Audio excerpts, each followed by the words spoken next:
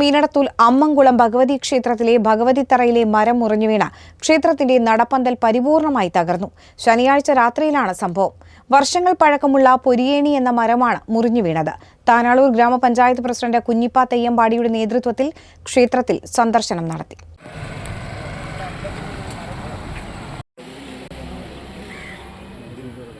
ശനിയാഴ്ച രാത്രിയിലാണ് മീനടത്തൂർ അമ്മംകുളങ്ങര ഭഗവതി ക്ഷേത്രത്തിലെ ഭഗവതിത്തറയിലെ മരം മുറിഞ്ഞു വീണത്. വർഷങ്ങൾ പഴക്കമുള്ള പെരിയേണി എന്ന മരമാണ് മുറിഞ്ഞു വീണത്. ക്ഷേത്ര ഭാരവാഹികളായ T P. Mukesh, Janitha, Baiju, Pradeep, Dinesh, ward member T K. Naseer, panchayat അംഗം എ.പി. അസ്ലം, കുഞ്ഞു മീനടത്തൂർ, കൂറമ്പത്ത് റിയാസ് എന്നിവരും നാട്ടുകാരും ചേർന്ന് രാത്രി തന്നെ മരം മുറിച്ചു നീക്കി.